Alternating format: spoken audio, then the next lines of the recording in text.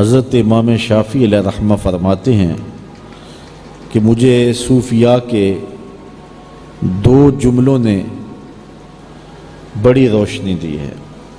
صوفیاء جب گفتگو کرتے ہیں تو ان کی گفتگو مشاہدے پر مشتمل ہوتی ہے۔ عالم جو کہتا ہے وہ سن کے کہتا ہے، کلندر ہرچ گوئے دیدہ گوئے۔ اللہ والے جو کہتے ہیں وہ دیکھ کے کہتے ہیں، ان کے تجربات گہرے ہوتے ہیں۔ حضرت امام احمد بن حنبل رضی اللہ تعالی عنہ اتنے بڑے عالم ہونے کے باوجود حضرت بشر حافی کے پیچھے بھاگتے تھے۔ تو کسی نے ان کو کہا کہ آپ اتنے بڑے عالم ہیں اور حضرت بشر حافی کے پیچھے بھاگتے ہیں۔ تو حضرت امام احمد بن حنبل فرمانے لگے کہ احمد بن حنبل جس رب کو مانتا ہے، بشر حافی اس رب کو جانتا بھی ہے۔ میں تو صرف مانتا ہوں لیکن وہ اسے جانتا بھی ہے۔ اس لیے صوفیاء کے جو مشاہدے ہوتے ہیں وہ بڑے گہرے ہوتے ہیں۔ تو امام شافعی علیہ رحمہ فرماتے ہیں صوفیاء کی دو باتوں نے مجھے بڑی روشنی دی ہے۔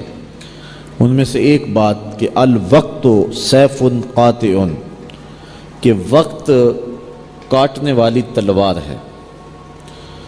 وقت کو جو صوفیاء نے بیان کیا ہے وہ بڑی خوبصورتی کے ساتھ بیان کیا ہے۔ وہ کہتے ہیں وقت ایسے ہے جس طرح کاٹنے والی تلوار ہو۔ تو اگر تلوار کو اپنے ہاتھ میں لے لیں گے تو جو آپ کاٹنا چاہیں گے وہ کاٹیں گے، اور اگر آپ تلوار کو اپنے ہاتھ میں نہیں لیتے تو تلوار آپ کو کاٹ دے گی۔ تو اس طرح اگر آپ وقت اپنے کنٹرول میں کر لیں گے اور وقت کا اچھا مصرف بنا لیں گے تو پھر آپ وقت کاٹیں گے، نہیں تو وقت آپ کو کاٹ دے گا، چونکہ وقت ٹھہرتا نہیں ہے۔ تو کہتے ایک بات تو صوفیاء کی یہ ہے جس نے مجھے بہت سارا نفع دیا، اور دوسری بات یہ کہ صوفیاء فرماتے ہیں کہ اپنے نفس کو نیکی کے کاموں میں لگا دو، حق کے کاموں میں اپنے نفس کو مشغول کر دو۔ اگر تم نفس کو اچھی راہوں پہ لگا دو گے تو تم اس سے فائدہ حاصل کر لو گے، لیکن اگر تم نے نفس کو کسی کام پہ نہ لگایا تو نفس تمہیں کسی کام پہ لگا دے گا، اور اس کا کام باطل ہوگا جس پہ تم کو لگا دے گا۔ تو قبل اس سے کہ نفس تمہیں کسی برائی پہ لگا دے، تم اپنے نفس کو کسی نیکی پہ لگا دو۔ تو کہتے صوفیاء کی ان دو باتوں نے مجھے بڑا ہی فائدہ دیا ہے۔ تو وقت جو ہے یہ ایک تلوار ہے جو کاٹ کے رکھ دیتی ہے۔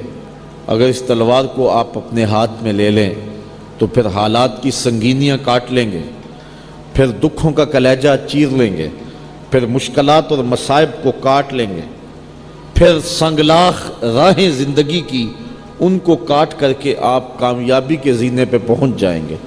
لیکن اگر آپ وقت کی تلوار کو نہ پکڑا تو وقت کی تلوار آپ کو کاٹ کے رکھ دے گی۔ تو یہ ایک ایسا جملہ ہے جس نے وقت کی اہمیت پر جو ہے وہ خوبصورتی کے ساتھ تشریح کی ہے۔ یہ بعض لوگوں نے یہ بات مشہور کی ہے کہ احد کے موقع پہ حضور کے دندان ٹوٹ گئے تھے، ایسا نہیں ہوا، لیکن حضور کے دندان کے حلقے سے کونے جو تھے وہ شہید ہوئے تھے، جس سے حضور کے دانتوں کا حسن اور بڑھ گیا تھا۔ یعنی دانت شہید نہیں ہوئے تھے، سارے دانت شہید ہونے کا مفہوم یہ ہے کہ دانتوں کے تھوڑے سے کونے جو ہیں وہ شہید ہوئے تھے، جس کی وجہ سے جو ہے وہ حضور کا حسن اور بڑھ گیا۔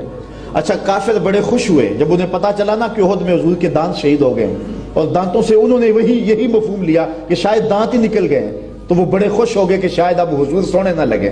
اللہ اکبر۔ حضرت عبداللہ ابن عباس کہتے ہیں کہ وہ حضور جب تشریف لائے نا احد سے تو آقا کریم علیہ السلام جو ہے وہ منبر پہ جلوہ فراز ہوئے، تو یہ بھی آ بیٹھے کہ اب منظر دیکھتے ہیں۔ تو کہتے ہیں جب میرے محبوب نے خطبہ پڑھا نا تو حضور کے دانتوں سے ایسا نور نکلا کہ جدھر دیکھا نور ہی نور چھا گیا، دانت نظر ہی نہ آئے، نور ہی پھیلا ہوا۔ اب سنیے حضرت عبداللہ ابن عباس کی بات، کہتے ہیں کان رسول اللہ صلی اللہ علیہ وسلم افلج الثنیتین اذا تکلم رویا کالنور یخرج من بین ثنایاہ۔ کہتے تھوڑا سا فاصلہ تھا دانتوں کے درمیان، اور جب حضور بات کرتے تھے نور کی کرنیں چھن چھن کے نکلتی، ماحول کے اندر اجالے پھیل گئے۔ امام بوصیری علیہ رحمہ کو کون نہیں جانتا؟ یہ وہ شخص ہیں جنہوں نے ساری زندگی بادشاہوں کے قصیدے لکھے۔ جب وقت آخر آیا، امام بوصیری کو فالج کا حملہ ہو گیا، اب سارے شہنشاہ چھوڑ گئے، جو نذرانے دیا کرتے تھے، اپنے قصیدے لکھوایا کرتے تھے، بندہ بیکار ہو گیا، چھوڑ گئے۔ امام بوصیری چارپائی پہ لگ گئے۔ ایک دن رات کا موقع ہے، شام گہری ہو گئی، بوصیری کے دل میں خیال آیا اب کوئی پرسان حال نہیں رہا، ساری زندگی شاہوں کے قصیدے لکھے، اوکھا ویلا آیا تو چھوڑ گئے، تو سوچا کیوں نہ اس کا قصیدہ لکھوں جو شاہوں کا شاہ ہے۔ اچھا، قلم پکڑا اور حضور کا قصیدہ لکھا۔ بوصیری قصیدہ لکھ کے سو گئے، مقدر جاگے حضور تشریف لائے، اور آقا کریم نے فرمایا بوصیری جو قصیدہ لکھا سناؤ تو صحیح۔ امام بوصیری نے رات خواب میں وہ قصیدہ حضور کو سنایا۔